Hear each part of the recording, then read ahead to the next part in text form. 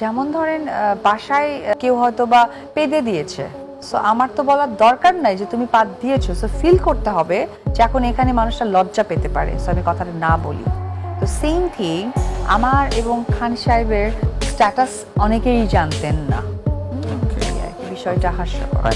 এবার অকথ্য ভাষায় শবনম বুবলিকে ইচ্ছামতো ধুয়ে দিল অপু বিশ্বাস। বুবলিকে পাদের সাথে তুলনা করে কি বলছে অপু বিশ্বাস? প্রিয় ভিউয়ার্স, সম্পূর্ণ ভিডিওটি দেখে আপনার মতামতটি জানিয়ে দিন। মানে ভূত, কুফুরি কালাম, তারপরে জাদুটোনা, যা আছে মানে একদম বাঘ ভাল্লুক থেকেও খারাপ।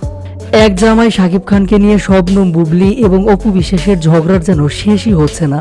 সেই 2016 সাল থেকে ঝগড়া শুরু হয়েছে অপু বিশ্বাস এবং শবনম বুবলির মধ্যে। মাঝে বেশ কয়েকটা দিন ঝগড়া বন্ধ থাকলেও নতুন করে আবারও শুরু হয়েছে ঝগড়া। এদিকে বর্তমানে অপু বিশ্বাসকে নিয়ে শবনম বুবলি চুপ থাকলেও অপু বিশ্বাস এখনো বুবলিকে ক্ষমা করেননি।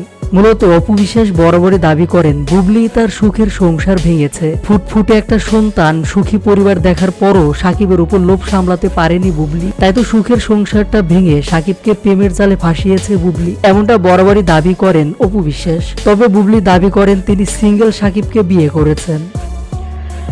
বরাবরই বুবলি বলেন সাকিব অপুর সম্পর্ক তিনি জানতেন না। এবার এই বিষয় নিয়ে বুবলিকে ইঙ্গিত করে অপু বিশ্বাস বলেন পৃথিবীর সকল মানুষ জানতেন, আমার সাকিবের স্ট্যাটাসটা কিছু মানুষ জানতেন না। ভূত, কুফুরি কালাম, তারপরে জাদুটোনা যা আছে একদম ভাগ ভাল্লুক, এদের থেকেও খারাপ এমন মানুষ।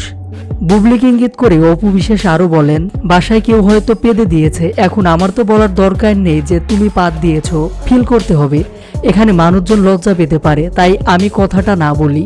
এরকমই আমার এবং খান সাহেবের সম্পর্ক অনেকেই জানতেন না, এই আর কি, বিষয়টা হাস্যকর।